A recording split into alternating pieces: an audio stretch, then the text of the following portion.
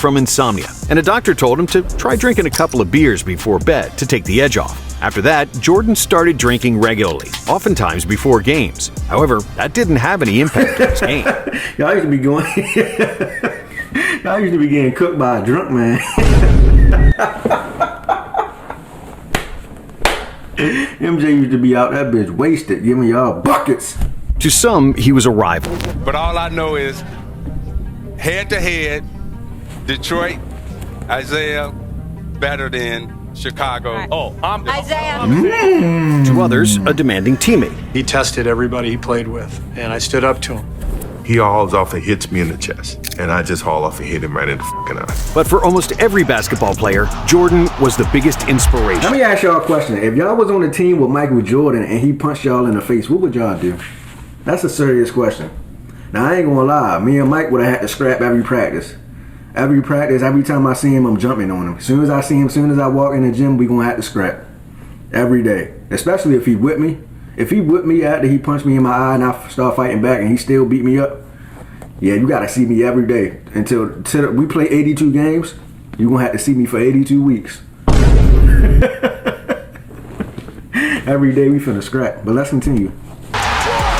Everyone wanted to be like Mike. You know, you want to be fast like Isaiah, shoot like Bird, rebound like Barkley, pass like Magic, be dominant like Shaq. But man, I wanted to be like Mike. To the world, MJ was an icon, a global superstar who changed the NBA and sports culture forever. One day you might look up and see me playing the game at 50.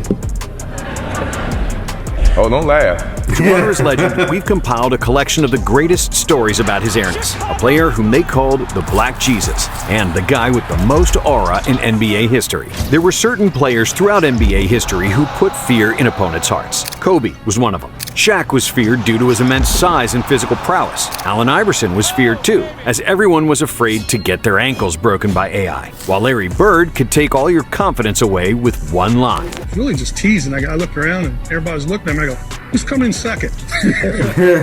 However, nobody was as feared as Michael Jordan, who was as equally vicious and vindictive as he was a great basketball player. Nick Anderson said 45 is not 23. Oh, Lord. I would have said, man, y'all, you don't shut the fuck up. What is you doing? That motherfucker took out that damn thing. I saw 2-3. I said, oh, Lord, we in trouble. You did not want to piss Michael off. Michael, who do you think you are? So at half, I have 10, and he has 4 points. He ended up with 44, and I ended up with 12. Even though he played before the smartphone era, Jordan would read every news article and watch every TV segment to find even the tiniest bit of inspiration. Before the 1992 NBA Finals, some analysts suggested that Clyde Drexler might have an edge over Michael Jordan because he was a better three-point shooter. So, what did Jordan do? He scored 6 threes in the first half, breaking the finals record for most threes in a half.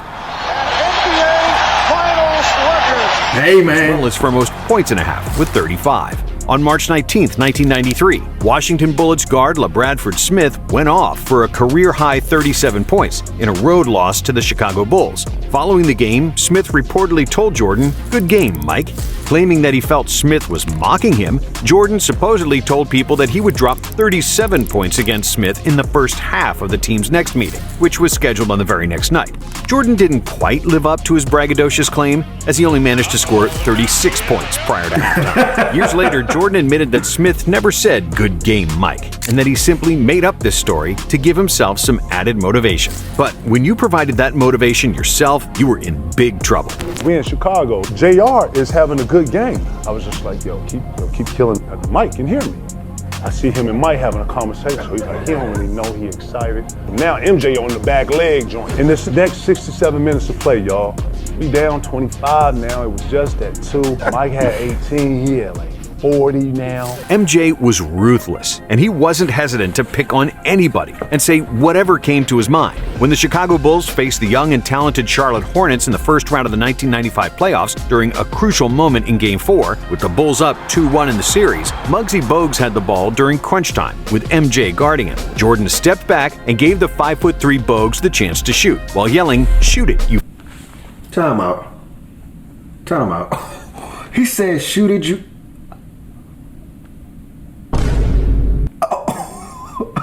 He was 5'3". Nah, that's insane. I ain't gonna lie. For him to even make the league, that's impressive. I ain't gonna lie. Shout out Muggsy Bogues, man. He had to be a hella player for him to make the league at 5'3". That's insanely small. I'm taller than him. That's crazy. Jordan stepped back and gave the 5'3" Bogues the chance to shoot, while yelling, "Shoot it, you fucking midget." The shortest player in NBA history took the shot. It didn't come close, as he was just another victim of Jordan's brutal trash talk. However, Jordan didn't care about size, and he wasn't afraid to challenge much bigger players. After Dikembe Mutombo bragged that Jordan never dunked on him, You haven't got me in the 6 years. Just go and say it. No. MJ got him the very next game they played, Ooh. giving Mutombo a taste of his own medicine, the infamous finger wag. A very similar story happened in Utah when the Bulls played the Jazz, and Michael dunked hard on 6'1" John Stockton.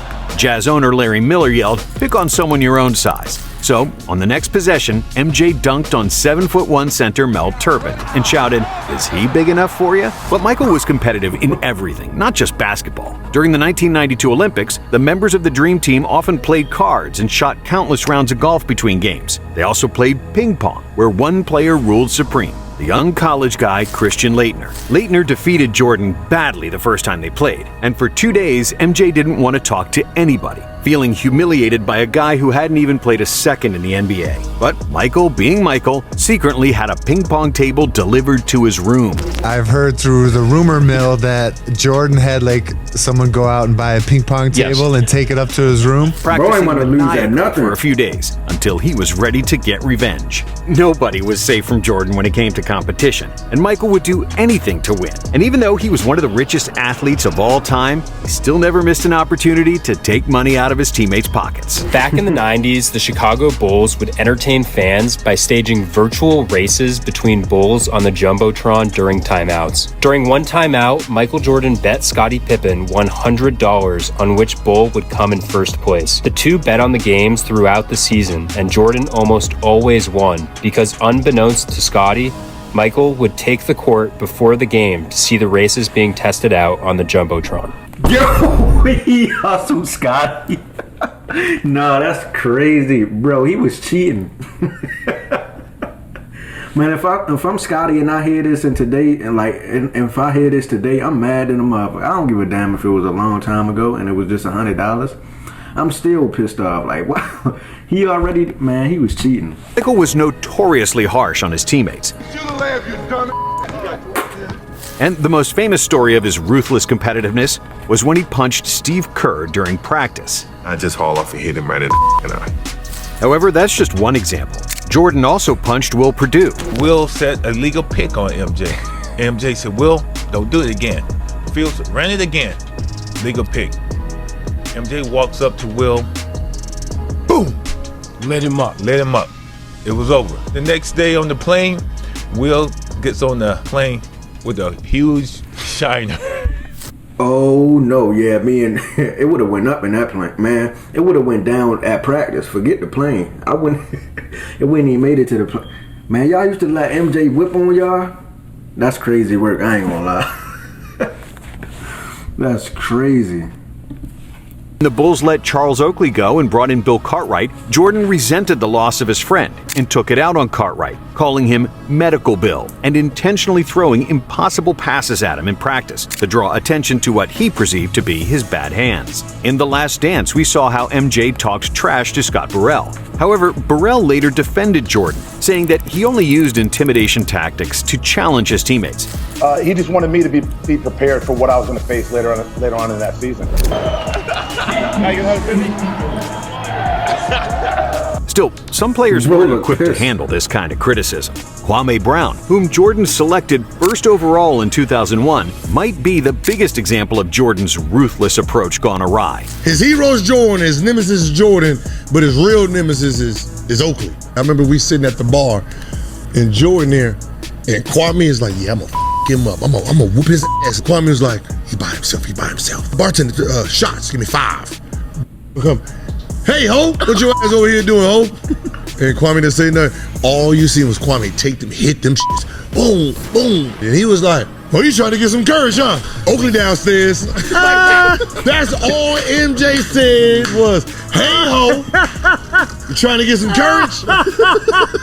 Oakley downstairs. After Kwame's disappointing first couple of months in the league, the 38-year-old Jordan, who unretired and became Brown's teammate, started bullying the 18-year-old to toughen him up. Even when he was past his prime with the Wizards, MJ still had plenty of highlights, and he could still get under people's skin better than anybody. When Jordan played Kobe, you know, Jordan won, and then at the end of the game, I guess Kobe was running some Jordan 8s.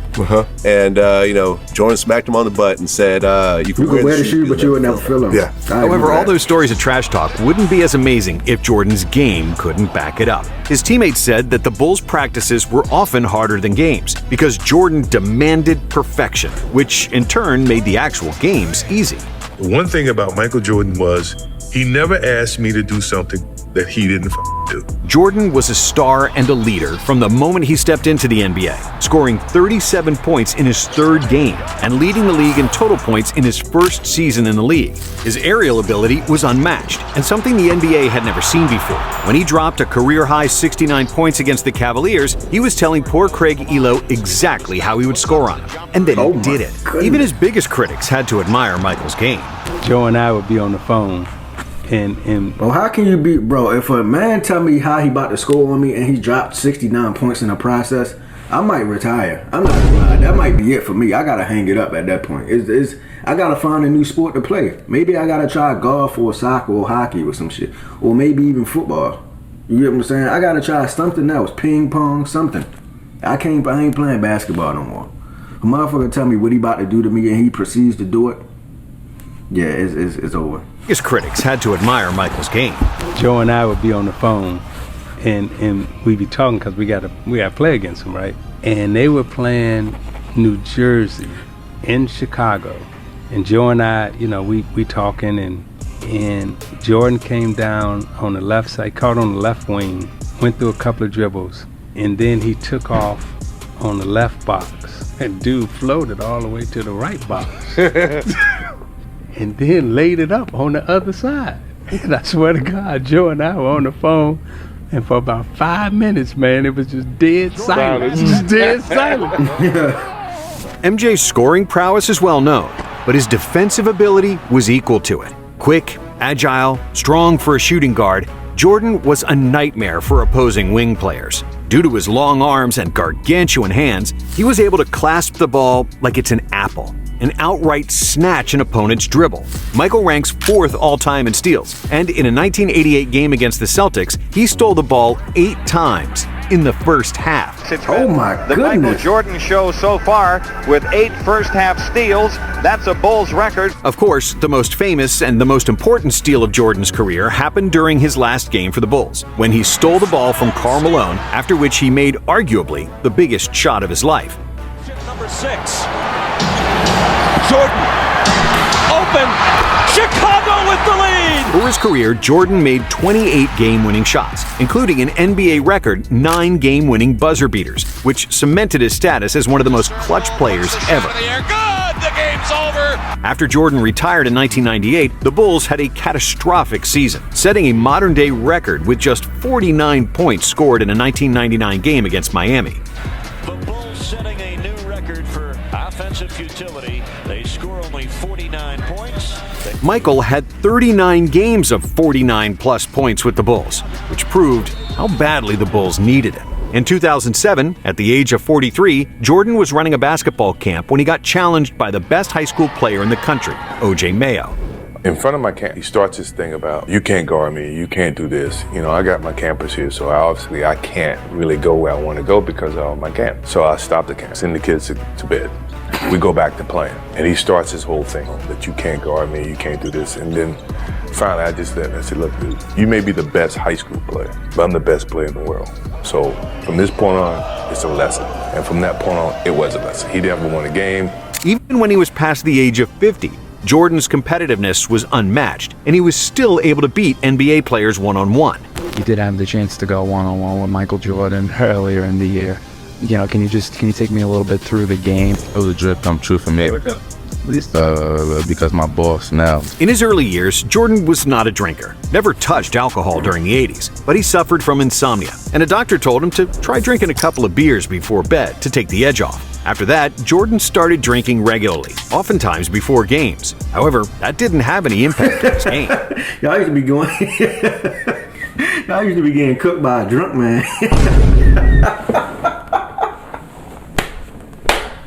MJ used to be out that bitch wasted, giving y'all buckets. Fuck you, man. Nah, that's funny. The bus and MJ like, man, drop me off here. And drop him off at the bar. He say he gonna have some beers. He tell us to pick him up on the way back to the game. We get on the bus, yeah, man, I'm feeling good, right? Bubbly, you smell the beer on him. Going through warm-ups, man, I'm seeing 3 rims. I'm gonna shoot at the one in the middle. Got 30 at half. Even after 36 holes of golf and a dozen beers, MJ could still score 40. Meet me at Sunset Ridge early. We're gonna go play 18 holes. We played around, beat him for a couple thousand, and I'm getting ready to leave. Now, Bulls are playing that night. They play Cleveland. So I'm thinking he's leaving. It's 10 o'clock. He's like, no, let's go play again. We roll around another 18. He goes, I'll bet you that we win by 20 points and I have more than 40. Son of a gun goes out, scores 52, and they win by 26 or something after 18 holes of golf. Crazy. And 36 holes of golf. 36 holes of golf and having like maybe 10 Bud Lights. Jordan's aura was simply unmatched, and he is by far the coldest dude to ever touch a basketball, and someone who could intimidate players just by his presence. One time we played the Bulls, we get off the bus before the game. Jordan parks inside his Ferrari, we're getting off the bus, and he's smoking a cigar. Before the game? Before the game. And he's like, who's gonna check me? Everybody pointed at Calvin. One time, Michael got so bored that he started counting his points backwards against Steve Smith. One time I know he started counting backwards. You know, he said something like 38, and I didn't get it, Reggie. You know what I mean? And he started saying 36. I said, wait a minute. So he's going backwards, and now if he gets to 0, he got 40. MJ could hit free throws with his eyes closed and switch hands mid-air before a layup in the NBA Finals. Nobody was above Jordan, not even presidents. There is a reason you call somebody the Michael Jordan of. Michael Jordan of neurosurgery, or the Michael Jordan of rabbis, or they know what you're talking about. Because Michael Jordan is the Michael Jordan of greatness. He is the definition of somebody so good at what they do that everybody recognizes. With iconic quotes like, and we're walking off the floor and Tex look at me and says, you know, there's no iron team. It's not an iron team, but it's iron win. Or, I've never lost a game. I just ran out of time. And to learn to succeed, you must first learn to fail, just added to Jordan's legend. Of course, there's also the iconic I'm back one-liner, when he unretired for the first time in 1995, which was something that the Terminator would say. I'm back. And in fact, for many players' championship dreams, Jordan indeed was the Terminator. And even though those big 90s suits look out of style now, they still look good on Jordan, who inspired a whole generation on how to dress. And he was the very epitome of cool. But I remember, man, and I'll never forget it. He showed up to the joint. And I just remember the reaction from everybody else. All the other, 74. You know what I mean? All the other 74. And I remember the reaction from them.